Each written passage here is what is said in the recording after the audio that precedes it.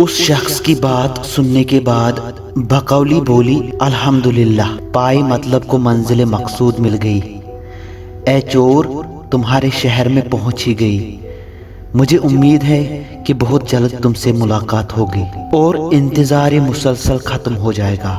یہ سب جان کر بقولی ایک دریا کے پاس جا کر پانی میں اتری اور نہا دھو کر حسین شکیل دیدار بن کر بادشاہی محلوں کی طرف جا نکلی اور بازار میں ناز سے آہستہ آہستہ چلی جا رہی تھی۔ بازار میں سے جس کی نظر بھی اس پہ پڑتی وہ بس دیکھتا ہی رہ جاتا۔ اس کے حسن و جمال کو دیکھ کر ہر کوئی فریفتہ ہو جاتا۔ آخر تمام شہر میں اس کے حسن و جمال کا گل پڑ گیا اور رفتہ رفتہ یہ خبر بادشاہ کے پاس پہنچی۔ بادشاہ نے حکم دیا کہ اس جوان رینا کو ہمارے پاس لے آؤ، اور جب بقولی کو بادشاہ کے حضور میں پیش کیا گیا تو بادشاہ نے پوچھا کہ اے حسین نازنین، ہمیں بتائیے کہ کہاں سے آنا ہوا، تمہارا نام کیا ہے اور کس واسطے سے ہمارے شہر میں آنا ہوا۔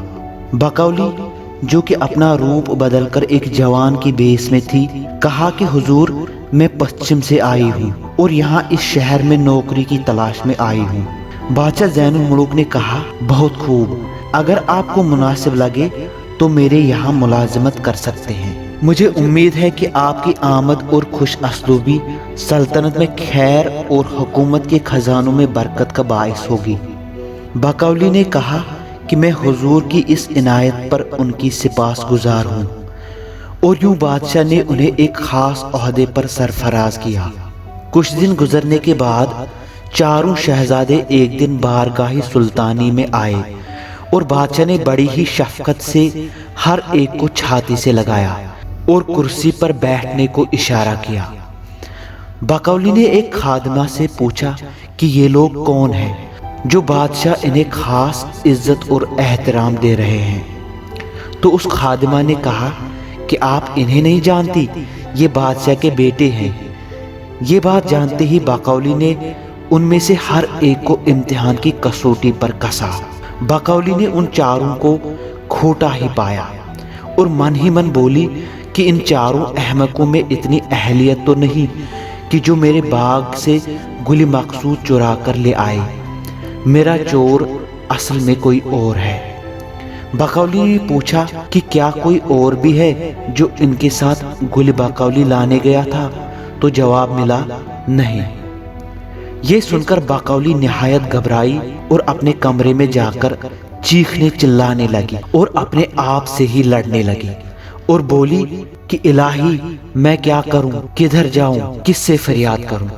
اور کچھ یہ اشعار پڑھے، نہ کھولے ناخن تدبیر جس کو، یہ وہ ہے کہتے ہیں تدبیر جس کو، اگر دیکھے کوئی خواب پریشان تو ہے تعبیر دینی اس کی آسان، مگر میرا معمہ ہے یہ لاحل، کسی مخلوق سے ہوئے گا کیا حل، کروں کیا خواب کے اپنی میں تقریر، نہیں اس خواب کی ہرگز یہ تعبیر، اس کی نیرنگ سازی نے میرے شیشے دل کو پھوڑا اور غائبانہ تیر عشق سے میرے سینے کو توڑا، میں نے اس کی کس قدر جستجو کی، کیا کیا محنت اور کیا مشقت کی، کہاں جاؤں کروں میں کس سے اب فریاد، نہیں بس کرتی ہوں میں داد بے داد۔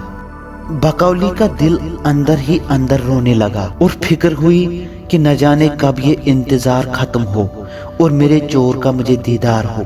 بقولی نے کسی طرح اپنے دل کو سمجھایا اور یہ سوچ کر اپنے آپ کو دلاسا دینے لگی کہ جلد ہی اس بے درد چور سے ملاقات ہوگی اور ضرور گل مقصود کو چرانے والا بادشاہ کا کوئی اور بیٹا ہے، کیونکہ ان سب نادانوں سے معلوم ہوتا ہے کہ گل بقولی کو حاصل کرنے کی اہلیت اور میرے خوابگاہ تک آ کر میری انگوٹھی چرانا ان کے بس کا کام نہیں۔ بہرحال کچھ دن اور صبر کرنا ہوگا، ذرا دیکھوں تو پردے غیب سے کیا ظاہر ہوتا ہے۔ اور بولی کہ سبحان اللہ، کیا عجیب اور الٹی بات ہے کہ معشوق ہی عاشق کا طالب ہو اور عاشق اس کا مطلوب، لیکن نظر حقیقی سے اگر غور کرے تو واجب ہے، کیونکہ جب تک معشوق اپنے عاشق کی خواہش نہ کرے اس کی چاہت عقارت ہے۔ शहजादा ताजुल मुलूक से गुल बकौली छीनने के बाद उन पर गमों के पहाड़ टूट गए। उनके जिस्म के हर हिस्से में दर्द हो रहा था और किसी तरह अपने आप को संभालकर उन 4 नाआकबत अंदेशों के पीछे ज़ैनुल मुलूक के शहर की तरफ निकल गया और चंद रोज बाद अपने बाप की सरहद में एक जंगल में जो बड़े खूंखार दरिंदों से भरा हुआ था पहुंचा। शहजादे ने आग जलाई और हमाला देवी का दिया हुआ वो बाल निकालकर आग के सुपर्द किया और अभी बाल ने आग पकड़ी भी न थी कि हमाला अपने हजारों देवों के साथ हाजिर हो गई और ताजुल मुलूक को फकीरों के बेस में और परेशान हाल देखकर आग बगोला हो गई और बोली कि ए शहजादे, ये अपना हाल क्या बना के रखा है और मेरी बेटी महमूदा कहाँ है, उसका क्या किया तूने? शहजादे ने कहा कि आप परेशान ना हो, वो बखैरियत है, लेकिन एक काम मेरे लिए जरूरी है जिसके लिए मैंने आपको तलब किया है। हमाला बोली कि ऐसा कौन सा काम है, जल्दी कहे। ताजुल मुलूक बोले कि मैं चाहता हूँ कि आप इस जंगल में एक महल और बाग बकौली के महल के हूबहू बनाए। हमाला बोली, ये कितनी बड़ी बात है शहजादे, मैंने तो बकौली का ना ही बाग देखा और ना ही उसका महल। ताजुल मुलूक बोले कि जैसा मैं कहूँ ठीक उसी तरह बनवाइए। हमाला देवी ने इसी वक्त कई 100 देव नायाब लाल हीरे मोती गौहर जमा करने के लिए चारों दिशाओं में भेजे और महज 3 दिन के अंदर उन सारे देवों ने बड़ी ही कीमती और नायाब लाल हीरे और जवाहरात इकट्ठे किए और महल की तामीर करने में लग गए और जिस तरह ताजुल मुलूक ने कहा उसी शक्ल में महल और बाग तामीर कर लिया। बकौली के बाग और महल बनाने का अक्स देवों को बनाने में कई दिन लग गए। अगरचे इस मसनिया बाग और महल का मवाजना बकौली के बाग से 100% नहीं भी हुआ, लेकिन ताजुल मुलूक को फिर भी पसंद आया और हमाला का शुक्रिया अदा किया। तब हमाला ने कहा कि शहजादे, तुम अच्छी तरह जानते हो कि मैंने तुम्हारे लिए कई जहमतें उठाई है। आज इन बड़े बड़े देवों से तुम्हारी खातिर मजदूरी करवाई, तुम्हें एक औलाद की तरह पाला, तुम्हें बकौली के बाग की सैर कराई जो कि पूरे परिस्तान के लिए गजब का बाइस हो सकता था। ये सब मैंने बेटी महमूदा के लिए किया और मैं हरगिज बर्दाश्त नहीं करूंगी कि उनका दामन हवाए रोजगार से गुबार आलूदा हो और उन पे कोई आंच आए। और ये बोलते ही रुखसत हो गई। ताजुल मुलूक बहुत सारा मालो असबाब और सोने की अशरफिया लेकर दिलबर और महमूदा के पास पहुंचे और शहर से खूब सारा मालो असबाब और गुलाम नौकर चाकर खरीदकर दिलबर और महमूदा को बड़ी ही शान से घोड़ों पर उठाकर इस बनाए हुए महल में ले आए और इस कसरे आली में ऐशो इशरत से औकात बसर करने लगे। एक दिन शहजादा ताजुल मुलूक के गुलामों में से एक गुलाम जिसका नाम साइद था इसी जंगल में सैर की गरज से टहल रहे थे कि उन्हें कुछ लकड़हारे दिखे जो लकड़ियों के बड़े बड़े बोझ लिए जा रहे थे। इन्हें देखकर साइद ने कहा कि तुम लोग कौन हो और ये लकड़ियां लेकर कहाँ जा रहे हो? उन्होंने जवाब दिया कि हुजूर, हम शहर शर्किस्तान के लकड़हारे हैं और यही हमारा कसब है। हम इन लकड़ियों को बेचकर अपनी बीवी बच्चों का पेट पालते हैं। उस गुलाम साइद ने कहा कि आप आज ये लकड़ी के गट्ठे मेरे आका के बावर्ची खाने में ले चलो, उनका दौलत खाना यहाँ नजदीक में ही है, उसके बदले निहायत ही वाजिब कीमत मिलेगी। वो लकड़हारे बोले कि जनाब, हमारी सारी उम्र इसी काम में और इसी बियाबा में लकड़ियाँ ले जाते गुजरी है, लेकिन हमने यहाँ किसी आबादी का ना ही कभी कोई निशान देखा और ना ही सुना। साइद बोला, जरा तुम आगे बढ़कर तो देख लो। लकड़हारे इनाम पाने की गरज से उसके हमरा चले और थोड़ी ही दूर पहुंचकर वो लकड़हारे चिल्लाए कि जनाब, तुम हमें क्यों आग में झोंकना चाहते हो? साइद बोले कि ये आग नहीं बल्कि हवेली के जवाहरात की चमक है। गरज वो साइद के आगे बढ़े और क्या देखा कि सारी जमीन सोने की बनी हुई है और सब ने उस गुलाम की बात सच्ची जानी और गुलाम उनको ताजुल मुलूक के हुजूर में ले गया। ताजुल मुल्क ने एक एक थान बेश कीमत हर एक लकड़हारे को देकर रुखसत किया और कहा कि हर रोज ऐसे ही लकड़ियां लाया करोगे तो उससे दुगना पाओगे। लकड़हारे ऐसा बड़ा इनाम पाने के बाद अपना वतन छोड़कर एक एक करके वहां रहने लगे और कुछ ही दिनों में ये खबर उनके हमसाया में फैल गई और जो भी ताजुल मुल्क के बसाए हुए इस गुमनाम शहर को देखता वो हरगिज वापस न जाता और वही रहता। और कुछ ही दिनों में ये खबर शर्किस्तान के कोतवाल को हुई और कोतवाल ने वजीर से कहा कि जनाब, गुलाम ने सुना है कि शहर के 1000 घर अहले हुरफा के साथ रातों रात खाली हो रहे हैं और शहर छोड़कर भाग गए हैं। वजीर ने कहा कि तब ये भी जरूर जानते होंगे कि ये सब लोग यूं शहर छोड़कर कहां जाते हैं। तब कोतवाल बोला कि जनाब, मैंने सुना है कि किसी ने दरिंदों के जंगल में 10 कोस तक सोने की जमीन बनाकर उस पर इस तरह का शहर आबाद किया है और हीरे जवाहरात का एक कसर ऐसा तामीर किया है कि जो देखने में जन्नत से कम नहीं। उस शहर का बादशाह सुना है बड़ा ही रहमदिल, आदिल और सखावत में हातिम ताई की तरह है। उनकी सखावत की लहर दूर दूर तक फैली हुई है। ये सब सुनकर वजीर बोला कि ये तो महज एक मजाक है, मैं इस बात पर तुम्हारा एतबार नहीं करता। कोतवाल ने कहा कि जनाब, ये बिल्कुल सच्ची खबर है, झूठ नहीं। कोतवाल ने कहा कि मैं इस बात पर तुम्हें एक निहायत अच्छा किस्सा सुनाता हूँ, सुनोगे तो फायदा पाओगे। गरज कोतवाल ने एक निहायत अच्छा किस्सा वजीर को सुनाया, जिसकी हिकायत और सबक ये था कि अल्लाह चाहे तो रातों रात किसी बादशाह को फकीर बनाए और चाहे तो किसी फकीर को रातों रात एक सल्तनत का बादशाह बना ले।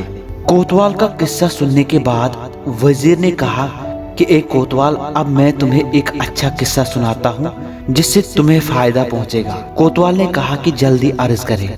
वजीर बोला कि हजरत सुलेमान के वक्त में चिड़िया का एक जोड़ा रोज किसी बाग में निकलते छोटे से रास्ते में हर रोज दाना खाया करते थे।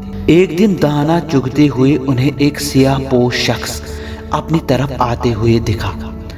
मादा ने नर से कहा कि खबरदार, एक दुश्मन आ रहा है, ऐसा न हो कि ये हमें अपने पिंजरे में कैद कर ले। नर पक्षी बोला कि ये शख्स तो दिखने में खुदा दोस्त लगता है और कुछ अंदेशा नहीं कि जो खुदा की राह में चलता है वो उसके बनाए हुए मखलूक को ऐजा नहीं पहुंचाता। ये दोनों इन्हीं बातों में थे कि उस फकीर नुमा शख्स ने अपनी बगल से एक सूंटा निकालकर ऐसा फेंका कि नर पक्षी का एक बाजू टूट गया और वो पक्षी उस जालिम के हाथ से भागकर गिरता पड़ता हजरत सुलेमान अलैहिस्सलाम के हुजूर में पहुंच गया। पहले सुलेमान अलैहिस्सलाम को दुआ दी, फिर बोला कि हुजूर, एक दरवेश ने मेरा बाजू तोड़ा। बादशाह ने उस शख्स को अपने दरबार में हाजिर करवाया और बड़े गुस्से में कहा कि तूने इस निहत्ते परिंदे को क्यों मारा। उस शख्स ने अर्ज किया कि हुजूर, इस परिंदे को मारकर मैंने क्या जुल्म किया, क्योंकि ये सब तो इंसान की खुराक है। ये सुनकर वो परिंदा बोला कि जनाब, अगरचे मैं बेचारा एक छोटा सा जानवर ही हूँ, लेकिन मुझे इतना शऊर है कि अपने दोस्त से शेर और शुक्र की तरह मिल जाता हूँ और दुश्मन से कमान के तीर की तरह भाग जाता हूँ। तुम्हें देखकर मुझे लगा था कि तू खुदा का एक नेक बंदा है, लेकिन मैं गलती पर था। मुझे अब मालूम होता है कि तेरा रहनुमा असल में शैतान है। तू अपना हुलिया बदल दे कि मेरी तरह कोई और ऐसे ही धोखा न खा ले। इस परिंदे की बातें सुनकर बादशाह का दिल भर आया और उसने उस फकीर नुमा शख्स को लानत और मलामत करके निकाल दिया। चंद रोज बाद यही परिंदा कहीं दाना चुग रहा था कि किसी दरवेश ने उसको पकड़कर अपने पिंजरे में बंद कर दिया। पिंजरे में कैद होने के बाद इस परिंदे ने उस शख्स से कहा कि एक खुदा के बंदे, मुझे भेजने या मारने से आपको बस थोड़ा सा ही फायदा होगा। मुझे छोड़ दे कि मैं तुम्हें ऐसी हिकायत की बात बताऊंगा कि जिसको सुनकर तुम्हें जरूर फायदा होगा। उस फकीर ने ये सुनकर पिंजरे से उस परिंदे को निकालकर एक पाँव पकड़कर बोला कि लो, कहो कौन सी बात है वो। परिंदे ने कहा कि मैं पहले ही एक दरवेश नुमा शख्स से धोखा खा चुका हूँ कि मुझे पहले आजाद करे, फिर वो बात मैं तुम्हें बताऊंगा। یہ سن کر اس شخص نے پرندے کو چھوڑ دیا اور وہ اڑ کر ایک درخت پر جا بیٹھا اور پھر بولا کہ جو چیز تیرے قبضے سے نکل جائے اے شخص اس کے لیے کبھی نہ پچھتانا۔ اس کے بعد پرندہ بولا کہ اے بیوقوف شخص، تو بڑا احمق ہے، میرے پیٹ کے اندر ایک لال تھا، اگر تو مجھے کاٹ کر کھا لیتا تو وہ لال بھی تمہارے ہاتھ آ جاتا۔ یہ سن کر وہ شخص اپنے ہاتھ ملنے لگا اور بولا کہ اے پرندے، میں تمہیں آزاد کر کے بہت پچھتا رہا ہوں کہ ایک قیمتی چیز میرے ہاتھ سے نکل گیا۔ پرندہ بولا کہ تیرا دل ایک چکنے گڈھے کی طرح ہے، میری حکایتیں تم پر اثر نہیں کرنے والی۔ اے نادان، ابھی ابھی میں نے تم سے کہا تھا کہ جو چیز تیرے قبضے سے نکل جائے اس کے واسطے کبھی نہ پچھتائے، کیا تو اسی دم اسے بھول گیا؟ میری حکایتیں تم جیسے انسان کے لیے نہیں۔ تم نے یہ بھی نہ جانا کہ میں ایک چھوٹا پرندہ ہوں، میری چونچ اتنی چھوٹی ہو کر میں بھلا ایک لال کیسے نگل سکتا ہوں؟ یہ سن کر وہ پرندہ اڑ گیا اور وہ شخص مایوس ہو کر چلا گیا۔ یہ قصہ سنانے کے بعد وزیر نے کوتوال سے کہا کہ میرا یہ قصہ تمہیں سنانے سے یہ غرض تھا کہ تم کتنا بھی بتاؤ میں تیری باتوں کو مذاق ہی سمجھوں گا، اور اس لیے لازم ہے کہ تو پہلے اس شہر میں جا کر خود دیکھ کر آئے اور پھر میں تیری بات پر یقین کروں گا، ورنہ یوں ہی بیہودہ باتیں کر کے مجھے پریشان نہ کرے۔ وزیر کی یہ بات سن کر کوتوال کو غصہ آیا اور اگلے ہی دن اس شہر کی طرف نکل پڑے۔ جیسے ہی اس گھنے جنگل میں تاج الملوک کے محل کے قریب پہنچے تو پکارا کہ یا الہی، جنگل میں تو آگ لگ رہی ہے۔ اتنے میں گھوڑا تھوڑے آگے بڑھایا تو سونے کی زمین نظر آنے لگی اور قلعے کو دیکھ کر بولا کہ وہ آگ جو میں سوچ رہا تھا اصل میں محل کی چمک تھی۔ کوتوال کے آمد کی خبر جب تاج الملوک کو ہوئی تو کہا کہ فوراً حوضوں کو پانی سے بھر دیا جائے اور پھوارے چڑھا دیے جائے اور اس کوتوال کو یاقوت کے دالان میں بٹھایا جائے۔ غلاموں نے حکم کی تکمیل کی۔ کوتوال اندر جا کر جس طرف بھی آنکھ اٹھاتا اس طرف جگمگاہٹ سے جواہرات کی چکا چوند جاتی تھی۔ تھوڑی دیر بعد تاج الملوک اپنے جاہو جلال میں تشریف لے آئے تو کوتوال اٹھ کر ان کا آداب بجا لایا اور دعا سلام کے بعد بولا کہ جب جناب کے حسین اور نایاب شہر کی خبر شرقستان کے بادشاہ کی خدمت میں پہنچی تو مجھے تحقیق کے لیے بھیج دیا گیا اور بولا کہ اگر جناب کی خواہش سلطنت بسانے کی ہے تو یہ ان کے لیے ممکن نہیں، کیونکہ جیسے ایک ہی میان میں دو تلواریں نہیں رہ سکتی، اسی طرح ایک ہی ولایت میں دو بادشاہ نہیں ہو سکتے۔ یہ سن کر تاج الملوک بولے کہ میں نے اس سنسان اور درندوں سے بھرے جنگل میں کوئی ریاست نہیں بلکہ اپنے لیے ایک عبادت گاہ بنایا ہے، مجھے بادشاہت کی کوئی تمنا نہیں، میں یہاں بس حق تعالیٰ کی بندگی میں رہتا ہوں۔ یہ سن کر کوتوال خوشی خوشی رخصت ہوئے اور جو کچھ سنا اور دیکھا سب وزیر کو بتایا۔ یہ سن کر وزیر کو تعجب ہوا اور جا کر ساری بات بادشاہ کے حضور میں پیش کی۔ سب بیٹھے لوگ سن کر چونک گئے، کچھ نے وزیر کی بات کو سچ مانا، کچھ نے نہیں۔ بقولی زین الملوک کے دربار میں موجود تھی۔ وزیر کی یہ بات سنتے ہی من کہنے لگی کہ الحمدللہ، مدت کے بعد آسائش یار کی امید تو دکھی، یہ وہی ہے، اور بولی تفش دل نے خبر یار کے آنے کی دی، خوش ہو اے چشم کہ یہ زمزمہ افواہ نہیں۔ بادشاہ زین الملوک یہ سارا واقعہ سن کر بولے کہ اگر تمہاری بات سچ ہے پھر تو ہماری سلطنت خطرے میں ہے۔ وزیر نے کہا کہ عقل مندی کا تقاضا یہ ہے کہ جس دشمن سے مقابلہ نہ کر سکے اس سے پہلے دوستی کا ہاتھ بڑھا کر ایک باری دیکھ لینا چاہیے۔ بادشاہ نے کہا کہ وزیر اعظم، میں تیرے سوا اس کام کو انجام دینے کے لائق کسی اور کو نہیں سمجھتا، آپ فوراً جا کر اس سے دوستی کا پیغام دے کے آ جائے، لیکن ایسے کام کرنا کہ سانپ بھی مر جائے اور لاٹھی بھی نہ ٹوٹے، مطلب میری شان اس کے سامنے کسی بھی حالت میں گھٹنی نہیں چاہیے۔ اگلے دن وزیر تاج الملوک کے شہر کی جانب روانہ ہو گئے اور کوتوال کی طرح غلاموں نے بڑے ادب و احترام کے ساتھ وزیر کو یاقوت کے محل میں لے لیا۔ وزیر نے تاج الملوک سے کہا کہ حضور، اس سے پہلے ایک بندہ ہماری سلطنت سے یہاں آیا تھا اور آپ کی اس عظیم ریاست کے بارے میں اور آپ کے اوصاف جان کر سلطنت شرقستان کے بادشاہ آپ سے ملنے کے منتظر ہے۔ تاج الملوک بولے کہ جو پیام میری طرف سے لازم تھا وہ بادشاہ جہاں پناہ کی جانب سے میرے پاس آیا اور کہا کہ مجھے بھی بادشاہ جہاں پناہ سے ملنے کی بے حد خواہش ہے۔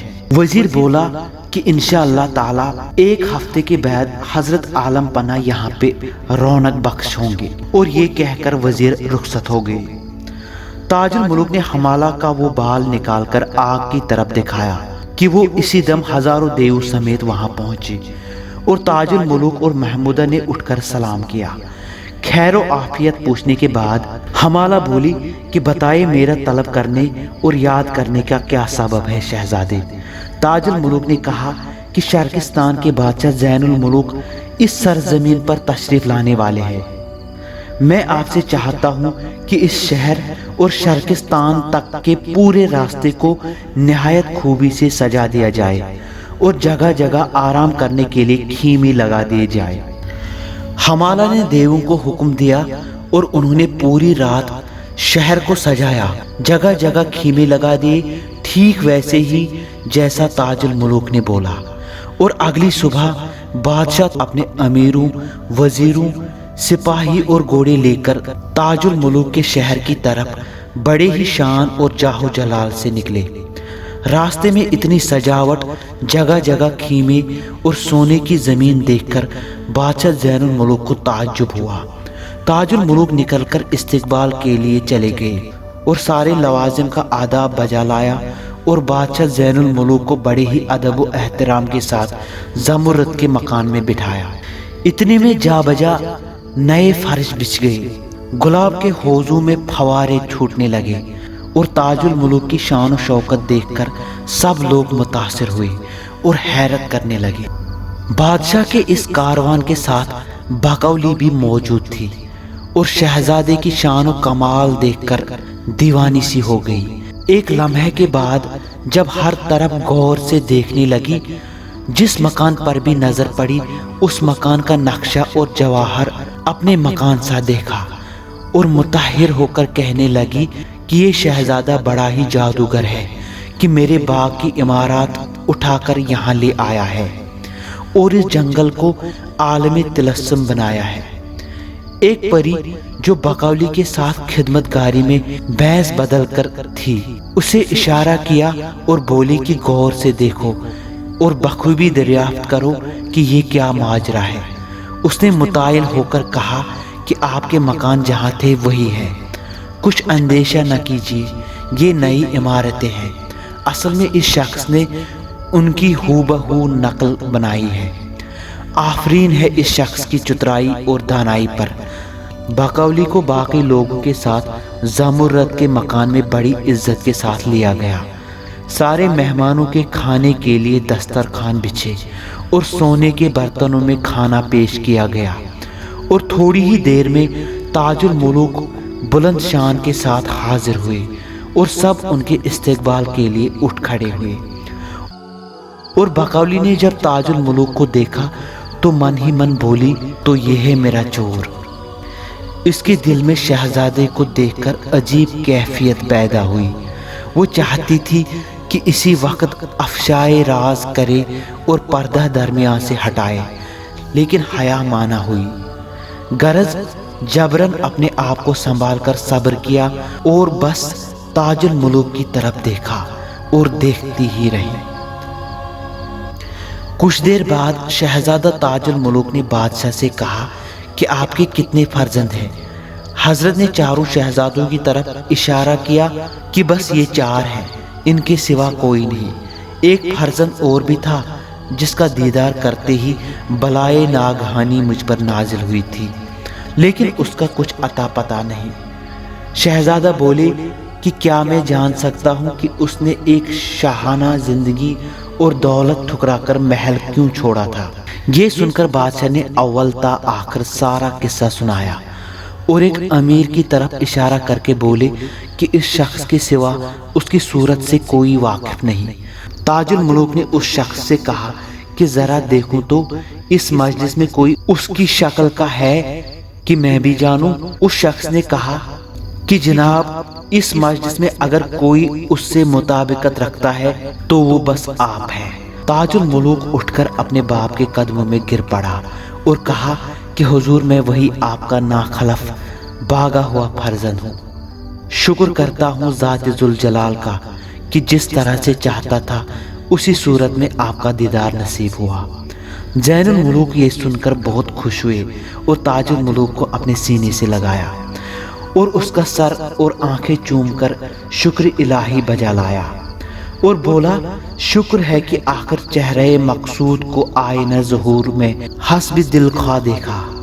مجھے یہ بتاؤ کہ آج تک کہاں تھے اور کیا تم ابھی آزاد ہو یا کسی شمشاد قد سے پیوند کیا ہے؟ تاج الملوک بولے کہ غلام کی 2 بیویاں ہیں، اجازت دے تو انہیں یہاں آپ کے پاس بلاؤں۔ زین الملوک بولے کہ ہاں بہت جلد۔ شہزادہ محل میں جا کر دلبر اور محمودہ کو بادشاہ کی خدمت میں لے آئے، لیکن دونوں اس مکان میں آنے سے پہلے ہی دروازے پر رک گئی۔ بادشاہ بولے کہ آئے، آپ کو کسی کی اجازت لینے کی کیا ضرورت؟ مگر وہ آگے نہ بڑھی۔ تاج الملوک نے بادشاہ سے کہا کہ حضور یہ دونوں حیا سے اندر نہیں آ رہے کیونکہ 4 شہزادے ان کی غلامی میں بند ہیں۔ آپ چاہے تو ان کے جسم پر مہر کے داغ لگے ہوئے دیکھ سکتے ہیں۔ یہ راز کھلنے سے 4 شہزادوں کے منہ پر ہوائیں دوڑنے لگی اور شرمسار ہو کر وہاں سے اٹھ کھڑے ہو گئے اور مکان سے باہر چلے گئے۔ تب یہ دونوں اندر آ کر بادشاہ کے قدم بوس ہوئی۔ پھر تاج الملوک نے سارا قصہ دلبر سے لے کر گل باقولی تک اور باقولی کے دیکھنے کی کیفیت اور پھر بھائیوں کا گل باقولی چھین لینا غرض سارا قصہ بادشاہ کو سنایا۔ یہ سن کر بادشاہ زین الملوک کو تاج الملوک کی ماں یاد آ گئی اور شہزادے سے معافی مانگنے لگے، اور وہاں سے رخصتی کے بعد محل پہنچتے ہی تاج الملوک کی ماں سے رو رو کر معافی مانگنے لگے اور انہیں بڑے ناز و نام سے سرخروں کیا۔ اگلے دن باقولی نے بادشاہ زین الملوک کا شکریہ ادا کر کے ان سے رخصتی لے لی اور اس پری کے ہمراہ اپنے عظیم باغ میں واپس پہنچ گئی۔ اس کے دل میں تاج الملوک کی محبت نے گھر کر لیا تھا، وہ اس کے خیال سے ایک لمحے کے لیے بھی نہیں نکل پا رہی تھی۔ باقولی نے اپنی ہمراز سمنرو پری سے کہا کہ یہ نہ جانے کیسی کیفیت ہے، مجھے ایسا معلوم ہوتا ہے کہ کہیں اس کے خیال میں میری جان ہی نہ چلی جائے۔ سمنرو پری بولی کہ شہزادی حضور، آپ پریوں کے شہنشاہ جناب فیروز شاہ کی بیٹی ہے اور عالم پرستان کی شہزادی ہے۔ آپ اپنے آپ کو سنبھالے، اگر پرستان میں بھنک بھی پڑ گئی، آپ ایک آدم ذات کی دیوانی ہو گئی ہو تو غضب ہو جائے گا۔ باقولی بولی کہ میری ہمراز پری، میں تمہیں اپنی مشیر اور صاحب خاص مانتی ہوں، مجھے بتائے کہ جس طرح میں اس کے لیے بے چین ہوں کیا وہ بھی میرے لیے اسی طرح بے چین ہوں گا؟ سمنرو پری بولی کہ آپ کا حسن تو پرستان کی شان ہے شہزادی، یہ تو اس آدم ذات کی خوش قسمتی ہے جو پرستان کی ایسی حسین شہزادی کا دل اس پہ آ گیا ہے۔ باقولی بولی کہ میری عزیز پری، میں اپنی کیفیت اور اپنی دل کا سارا حال اسے سنانا چاہتی ہوں۔ ایک کام کرو، میں ایک خط تحریر کروں گی اور یہ اشتیاق نامہ لے کر تم تاج الملوک کو اس کی انگوٹھی سمیت اس وقت دینا جب وہ کاربار دنیا سے فارغ ہو اور تنہا ہو۔ اشتیاق نامہ لے کر وہ پری اڑی اور تاج الملوک کے محل میں آ پہنچی اور کسی طرف گھات میں لگ گئی۔ تھوڑی دیر بعد جب تاج الملوک سلطنت کے نظام سے فارغ ہو کر اپنی خوابگاہ میں اکیلے بیٹھ گئی، سمنرو پری اس کے روبرو جا کر آداب بجا لائی اور کہا کہ حضور گستاخی معاف، لیکن آپ کو ایک امانت پہنچانے آئی ہوں، اور اشتیاق نامہ تاج الملوک کو دے دیا۔ تاج الملوک نے اپنی انگوٹھی پہچان لی اور جلدی سے وہ خط کھول دیا جس میں لکھا تھا نامہ باقولی، ابتدا اس خدا کے نام سے جو سارے مخلوق کا رب ہے اور جس نے ستاروں سے روشن کیا آسماں، کیے جن و انسان زمین پر آیا، जमालो करिश्मे परी को दिए, जलाया दिल इंसान के इश्क में। परी पर दिया जो उसको शरफ, किया तेरी उल्फत का उसको हदफ। आया हुस्न को बन के शीरी किया, वो ही बन के फरहाद शीरी किया। है महर उसके जलवा की अव्वल जिया, उसी पर है महताब रोशन सदा। चरागे मोहब्बत को रोशन किया, शूर उस पे परवाना होके जला। है उससे ही मेरा पयामो सलाम, तुझे ए शय खूबरू नेक नाम। तेरी चश्म उबरू ने ए शो के तंग, लगाए मेरे दिल पे लाखों खदंग। किया है दिलो जां का खूं इश्क ने, जलाया है सारा सुकून इश्क ने। मगर ये सुखन है गलत मुश्तर, कि एक दिल को है दूसरे की खबर। मैं जलती हूँ तुझको खबर कुछ नहीं, मेरे सोज दिल की असर कुछ नहीं। तेरी याद में गमज़दा है ये गर तू न हो तो है खलत भी सकर। ज़रा शुरबते वस्ल मुझको पिला, लबों पर मेरा दिल है ए दिल बरा। किया दिल तेरे गम ने ऐसा फगार, हुए एक टुकड़े के टुकड़े हजार। तू दरिया है और मैं हूँ तश्ना जिगर, बुझा प्यास मेरी तू जल्द आकर। तेरे गम में जहाँ से गुजर जाऊंगी, कोई रोज मैं अब तो मर जाऊंगी। वल्लाह जब उठूंगी मैं रोजे जजा, पकड़ कर तेरा नाल होंगी बहा। जवाब उसका फिर तू क्या देगा मुझे, जो पूछूंगी काहे को मारा मुझे। जवाब उसका फिर तू क्या देगा मुझे, जो पूछूंगी काहे को मारा मुझे। न बोलूंगी आगे अज ज़बाने कलम, दिखाने को दिल का नहीं कुछ ये कम। ताजुल मुलूक के बकौली का ये खत पढ़ते ही उनकी आंखों से आंसू निकल पड़े। वो बकौली के उस मजमून नामा का एक एक हर्फ शौक से पढ़ते रहे और समझ गया कि बकौली के दिल में अश्क की आग दबी हुई है। ताजुल मुलूक अंदर ही अंदर तड़पने लगे और किसी तरह अपने दिल को थामा और नाचार सब्र किया। उस हसीन नाज़नीन परी बेमिसाल के दिल का हाल सुनकर ताजुल मुलूक को कुछ भी समझ नहीं आ रहा था कि क्या किया जाए। वो जानते थे कि उस हसीन महजबीन परिस्तान की शहजादी को हासिल करना एक इंसान होने के नाते इतना आसान नहीं होगा। शहजादे के सामने वो समर्रू परी ताजुल मुलूक की ये बेचैनी और कैफियत देखकर घबरा गई और ताजुल मुलूक उनसे बोले कि अगर मुनासिब हो तो मुझे कुछ देर के लिए अकेला छोड़ दे, तुम्हें जल्द ही बुला लूँगा। परी ने कहा कि जो शहजादे का हुक्म, और रुखसत होकर महल से बाहर आ गई।